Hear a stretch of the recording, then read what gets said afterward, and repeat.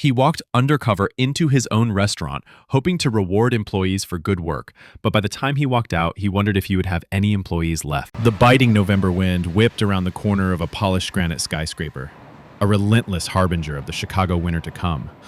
For Julian Vance, however, huddled deep within a worn gray hoodie, the cold was a familiar, almost comforting sensation. It was real, honest, and made no judgments. It was a stark contrast to the world he was about to enter. The Gilded Steer, the flagship steakhouse of the restaurant empire he had acquired just 3 weeks prior. He pushed open the heavy, ornate brass door, the sudden warmth and low, melodious hum of civilized dining washing over him. The hostess, a young woman with a professionally detached smile, gave his faded jeans and scuffed work boots a swift, dismissive appraisal. Her eyes flickered past him, searching for a more suitable patron before she reluctantly greeted him. "A table for one?" she asked, her tone implying he might be more comfortable at the diner down the street. Julian simply nodded, a quiet observer already gathering data. This was his process, the bedrock of his success. Before any corporate analysis, before scrutinizing profit and loss statements, he would visit his acquisitions unannounced, a ghost in his own machine. He believed a business wasn't a collection of assets and liabilities, but a living organism with a soul. And that soul was most visible at its most mundane level. You could learn more from the way a busboy cleared a table or a manager handled a complaint than you ever could from a quarterly report. He had built Vance Hospitality Group from a single, struggling diner he'd bought with every penny he had. And he'd done it by understanding the profound importance of dignity, for both the customer spending their hard-earned money and the employee investing their time and labor. He wasn't here tonight to find fault, but to find character. He was looking for the quiet strengths he could build upon, the hidden pillars holding the place up. The hostess led him not to one of the plush, inviting booths that lined the mahogany-paneled walls, but to a small, slightly wobbly two-top tucked away near the service entrance. It was a table for undesirables, for walk-ins who didn't fit the restaurant's carefully curated image. Julian accepted it without complaint, the location offering him a perfect, unobstructed view of the staff's traffic patterns and the subtle, unspoken ballet of the dining room. His waiter, a young man named Leo with earnest, tired eyes, was professional but brisk. He recited the specials with rote precision, his attention already drifting toward a table of laughing executives nearby. Julian listened patiently, his gaze sweeping the room, noting the relaxed posture of the kitchen staff through the swinging doors and the practiced, predatory grace of the manager, Mark Thorne, as he moved between tables, his smile a well-rehearsed performance of bonhomie that never quite reached his cold, calculating eyes. Seated at a prime table near the large picture window overlooking the city lights was Eleanor Croft, the city's most feared and respected food critic. Her pen had the power to elevate a humble bistro to a 3-month waiting list, or shutter a culinary titan with a single, devastatingly witty paragraph. She was a purist, a woman who believed that a restaurant's integrity was its most essential ingredient. She scribbled in her small leather-bound notebook, her expression unreadable, her senses absorbing every detail, the faint aroma of truffle oil, the precise clinking of silverware, the almost imperceptible tremor of anxiety from a passing server. She noticed the man in the hoodie being seated at the pariah's table and logged it with a detached curiosity. It was a small, common sin in establishments like this, the immediate judgment based on attire. But it was a thread, and Eleanor always followed the threads. She believed they often led to the true fabric of a place. The inciting incident, when it came, was not a grand explosion, but a quiet, insidious fissure. Julian, deciding to test the kitchen's mettle, ordered the most formidable item on the menu, the 48-ounce Chairman's Cut Porterhouse, dry-aged for 60 days, a cut of beef that demanded both respect and precision from the chef. The waiter, Leo, blinked in surprise, a flicker of reassessment in his eyes as he scribbled down the order. 20 minutes later, the steak arrived, a magnificent, sizzling monument to carnivorous desire. Julian pressed the center with his fork. He didn't need to cut into it. Years of working the line, of searing thousands of steaks, had given his hands a knowledge that bypassed sight. The feedback was immediate and certain. The steak was wrong. It was a classic error of a rushed kitchen, seared too hard on the outside while the deep center remained cold. a far cry from the perfect medium rare he had requested. He calmly and politely flagged down Leo, keeping his voice low to avoid disturbing the adjacent tables. "Excuse me," he said, his tone gentle. "I'm afraid this is a bit undercooked for me. The center is still cold." Leo's face fell, a mask of genuine apology. "I am so sorry, sir. Let me get that fixed for you right away. I'll have the manager come speak with you." He whisked the plate away, his movements now laced with a nervous energy. Julian watched him go, feeling a pang of sympathy for the young man. This was the moment of truth. A well-run establishment would handle this with grace and efficiency, seeing it as an opportunity to demonstrate superior service. A poorly run one, however, would see it as an annoyance, an insult to their presumed expertise. The soul of the Gilded Steer was about to reveal itself. A minute later, Mark Thorne arrived at the table. He did not glide this time, he strode, a palpable air of irritation preceding him.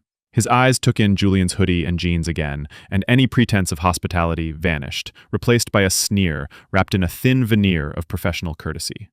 "I understand there was a problem with your steak, sir," he began, his voice dripping with condescension. Julian simply replied, "It was undercooked. I'd asked for medium rare."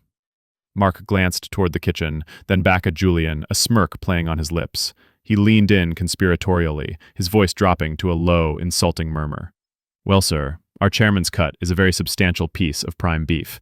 It's not like the flimsy steaks you might get at a chain place. Sometimes, palates that aren't accustomed to this level of quality can mistake a perfect medium rare for being undercooked." The words hung in the air, thick and poisonous. It was a masterclass in veiled prejudice, a dismissal not just of Julian's complaint, but of his very presence in the restaurant. The implication was clear. You don't belong here, and you lack the sophistication to appreciate what we do. A flicker of hot anger coiled in Julian's gut, but years of discipline and control kept it banked, transforming it into a cold, diamond-hard clarity. He did not raise his voice, he did not get angry. Instead, he met Mark's gaze with an unnerving stillness and decided it was time to change the rules of the engagement. He was no longer a passive observer, he was a teacher, and a lesson was about to be taught. The quiet dignity he carried as his armor was now being unsheathed as a weapon. "A perfect medium rare," Julian began, his voice soft but carrying an undeniable weight of authority that made Mark's smirk falter. "Has a cool, deep red center, with a temperature between 130 and 135 degrees Fahrenheit. This steak was barely 90 degrees in the middle, which means it wasn't properly tempered before it hit the grill. The Maillard reaction on the crust is decent, but the gray band between it and the red center is far too thick, indicating the heat was too high and the timing was rushed. It wasn't a matter of palate, it was a failure of basic technique." He delivered the detailed, surgical analysis with the detached precision of a master chef, each word a carefully placed scalpel, dissecting Mark's arrogance and exposing the ignorance beneath. The manager's face, once a mask of smug superiority, now registered a flicker of genuine shock and confusion. He had expected a grumbling customer, not a culinary cross-examination. Mark Thorne was momentarily speechless. The man in the hoodie had just spoken a language he only partially understood, the true, technical language of the kitchen. Flustered, his condescension curdled into defensive bluster. "Our chefs are some of the best in the city," he snapped, his voice a little too loud. "I can assure you they know how to cook a steak." Julian held his gaze, his expression unchanging. "I'm sure they do. Which is why I'm surprised one was allowed to leave the pass in that condition. A good kitchen has an expediter who would have caught that. A good manager would have trusted his customer first, not insulted him." The accusation, now plain and unvarnished, hung between them. The tension at the small table had become a localized storm, a pocket of intense pressure in the otherwise calm dining room. From her table, Eleanor Croft had put down her pen. Her critic's instinct, honed over 2 decades, was screaming. She had heard the manager's initial oily remark and had bristled at the casual bigotry. But it was the customer's response that had truly captivated her. It was not the angry retort of a slighted diner, but the cool, irrefutable lecture of an expert. The detail, the terminology, the quiet confidence. It was utterly at odds with the man's appearance. She watched, fascinated, as the manager floundered, his authority crumbling before this strange, unassuming man. A dawning realization began to form in her mind. This was no ordinary customer. This was a story a real story. She was no longer observing a simple service failure. She was witnessing a profound and compelling clash of character. The confrontation escalated as Julian posed a simple, devastating question. "Let me ask you something, Mark," he said, using the manager's name for the first time, a subtle assertion of power. "Is the level of respect a guest receives in this establishment directly proportional to the perceived expense of their clothing?" The question was a perfectly aimed dart, bypassing all of Mark's blustering defenses and striking at the heart of his prejudice. Nearby diners, sensing the drama, had lowered their voices, their gazes shifting between the furious manager and the impossibly calm man in the gray hoodie. Mark's face was now flushed a deep, mottled red. He was cornered, exposed, and rapidly losing control in his own dining room. He saw his authority, his very job, being challenged by someone he had written off as a nobody. Desperate to regain control, Mark resorted to the last refuge of a defeated manager: a patronizing offer. "Sir, I can see you're upset," he said, his voice straining to sound magnanimous. "Why don't we just forget this ever happened? Dessert is on the house. A slice of our chocolate lava cake?" The offer was so dismissive, so utterly tone-deaf to the nature of the offense, that Julian almost smiled. He had seen enough. He had the character of his manager laid bare before him, and it was rotten to the core. But before he could respond, a new voice cut through the tension, clear and crisp as chilled champagne. "I don't think he wants the cake." All heads turned. Eleanor Croft was on her feet, her notebook now closed in her hand. She walked toward their table, her presence immediately shifting the balance of power in the room. Mark Thorne's jaw went slack. He recognized Eleanor Croft instantly. Her picture was mentally pinned to the bulletin board in every high-end kitchen in Chicago.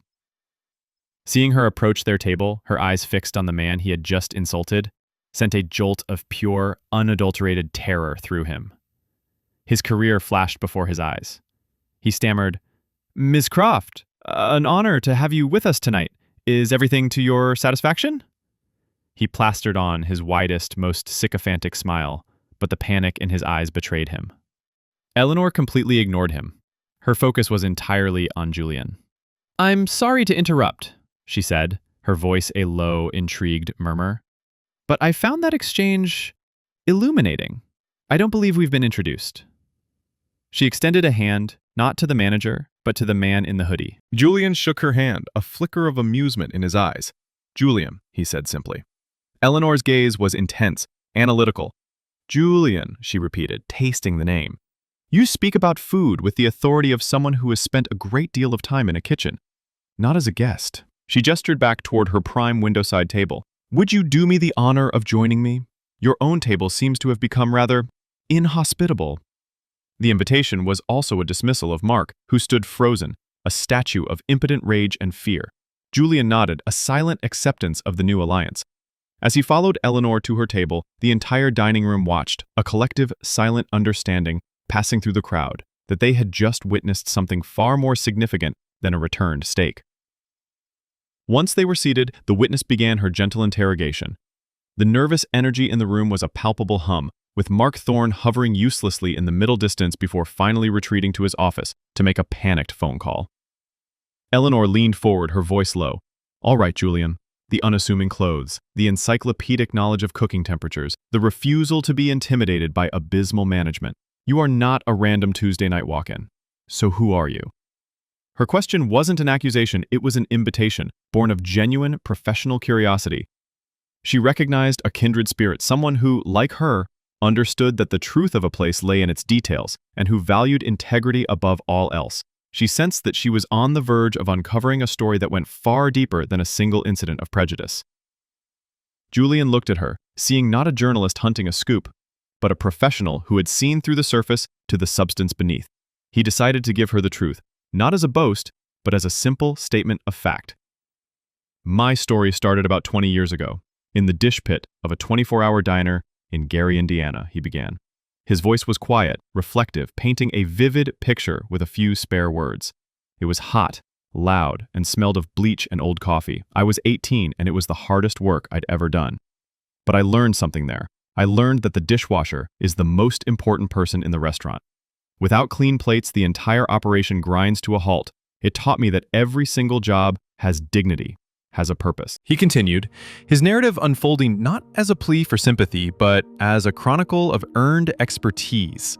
He spoke of the grizzled French chef, a tyrant in the kitchen, but a brilliant mentor who saw a spark in the young dishwasher and dragged him onto the line to peel potatoes.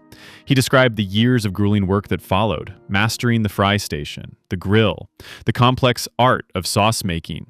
He recounted the burns, the cuts, the 16-hour days fueled by caffeine, and a relentless desire to learn.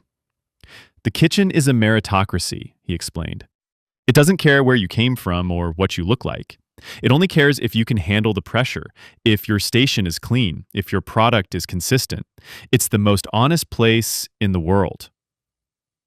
Eleanor listened, completely enthralled. This was the story she was always searching for. The story of passion and perseverance that formed the hidden soul of the culinary world. Julian went on to explain his transition from chef to owner.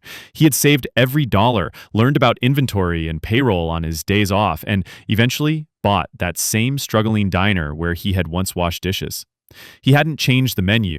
He had changed the culture.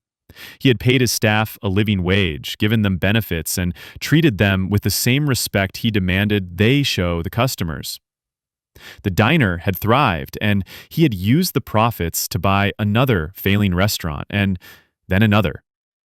His secret wasn't a revolutionary concept, it was a revolutionary commitment to the fundamental dignity of people. Which brings me here, Julian concluded, gesturing vaguely at the opulent dining room. Vance Hospitality Group acquired this entire chain last month. I came here tonight dressed like this because I don't want the performance you give the owner. I want the truth you give the man you think doesn't matter. Eleanor Croft sat back, her mind reeling. The overlooked customer, the subject of the manager's vile prejudice, was the most powerful person in the building. He wasn't just a boss, he was the living embodiment of the industry's most noble ideals. A man who had climbed every rung of the ladder and never forgotten the view from the bottom. She looked across the room at Mark Thorne's office door and felt a chill. The manager had no idea of the reckoning that was coming for him. Just then, a portly, flustered man in an expensive but slightly rumpled suit hurried into the dining room. This was Alan Davies, the regional director of operations, summoned by Mark's frantic call. He made a beeline for Eleanor's table, his face a mask of practiced corporate concern. "Miss Croft," he began, his voice oozing apology. "Mark told me there was a slight misunderstanding. On behalf of the Gilded Steer, I want to offer my most sincere apologies for any discomfort you may have experienced." He was so focused on placating the powerful food critic that he barely glanced at the man in the hoodie sitting with her. He assumed Julian was a friend, a guest, an irrelevance in this high-stakes game of damage control. Before Eleanor could utter a single word, Julian slowly placed his napkin on the table and rose to his feet. He stood a full head taller than the regional director, and though his clothes were simple, he now radiated an aura of absolute, unshakable authority. He looked Alan Davies directly in the eye. "Mr. Davies," he said, his voice calm and clear, cutting through the entire restaurant's low hum. "The discomfort wasn't Miss Croft's. It was mine." He extended his hand. "My name is Julian Vance. I'm the founder and CEO of Vance Hospitality Group. As of 3 weeks ago, you and I are colleagues, though I suspect our working relationship is going to be quite brief." The moment of revelation was electrifying. Alan Davies' jaw dropped, his face paling to a pasty, sickly white. His eyes darted from Julian's calm, commanding face to his own manager, Mark Thorne, who had emerged from his office and was now standing, frozen by the service station, his face a canvas of pure horror. The truth descended upon him with the force of a physical blow.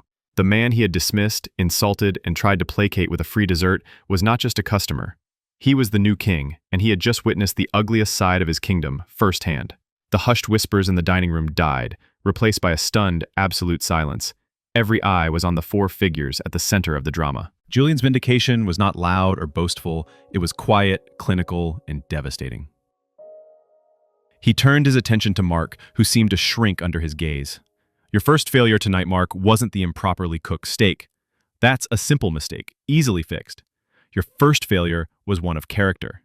You saw a man in a hoodie and you decided he was worth less than a man in a suit. You chose prejudice over hospitality. He took a step closer, his voice remaining level yet carrying to every corner of the silent room. Your second failure was one of leadership. You insulted a customer to protect your own fragile ego, and in doing so, you betrayed the trust of your staff and debased the reputation of this establishment. This restaurant is a house built on a promise of excellence and respect. You, sir, are not part of its foundation. He then delivered the final, inescapable consequence. Mark Thorne, Julian stated, his voice leaving no room for appeal. Your employment with this company is terminated, effective immediately. Please collect your personal belongings and leave the premises. He then turned to Alan Davies, whose face was slick with sweat. And you, Mr. Davies, will be in my office at 8 a.m. tomorrow to explain the culture you have allowed to fester under your leadership. Finally, he looked past them, his eyes finding the young, terrified waiter, Leo. Leo, he called out. The young man flinched. Come here. Leo walked forward, hesitantly. Julian put a hand on his shoulder. Effective immediately, you are the acting manager of this restaurant. Your only directive is this: ensure that every single person who walks through that door is treated with absolute, unconditional dignity. Do you understand? Leo, stunned into silence, could only nod, his eyes wide with disbelief and a dawning sense of hope. The aftermath of that night sent shockwaves through the entire Vance hospitality group. The story of what happened at the Gilded Steer spread like wildfire among the staff, not as a piece of gossip, but as a legend. It became a defining moment, a signal that the new ownership was different. The fear that permeated the culture under the old regime was replaced by a sense of empowerment and renewed purpose. The kitchen staff, who had worked under the constant threat of Mark's temper, felt a palpable sense of liberation. The air in the restaurant changed overnight, from one of tense, performative service to one of genuine warmth and professional pride.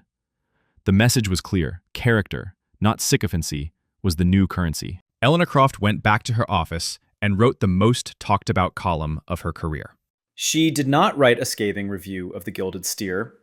Instead, she wrote an inspirational profile of Julian Vance. She told the story of the dishwasher who became a CEO, not by cutting corners, but by elevating the very people who were the heart of the business. She titled the piece, "The Chairman in the Hoodie," and it was a powerful ode to the idea that true leadership is forged in humility and empathy. Her column didn't just praise a restaurant, it championed a philosophy. It challenged her readers, many of them the city's most powerful and influential people, to look past the superficial markers of success and see the worth hidden in plain sight. Months later, the Gilded Steer was more successful than ever before. It was known not just for its excellent food, but for its extraordinary service. A service rooted in a culture of deep, authentic respect. Julian Vance was often there, sometimes in a sharp suit meeting with his new management team, other times in a simple polo shirt, talking to the dishwashers and bussers, asking for their ideas and listening to their concerns. He had instituted company-wide training programs focused on empathy, conflict resolution, and unconscious bias. He had promoted from within, creating a pathway for dedicated employees like Leo to rise. The change wasn't temporary, it was structural. A new foundation built upon the very principles he had defended on that cold November night. The story became a modern parable, a poignant reminder of a timeless truth. A person's value is not stitched into the label of their coat or reflected in the shine of their shoes. It is woven into the fabric of their character, revealed not when life is easy, but in moments of friction and confrontation. True worth is often quiet, unassuming, and easily overlooked by those who are blinded by prejudice and arrogance. The ultimate lesson of the Gilded Steer was a simple yet profound one, a moral for all to carry. Look deeper. See the person, not the pretense. For in the most unexpected places, hidden beneath the most ordinary exteriors, lies the quiet dignity that holds the world together, and the silent strength that has the power to change it for the better.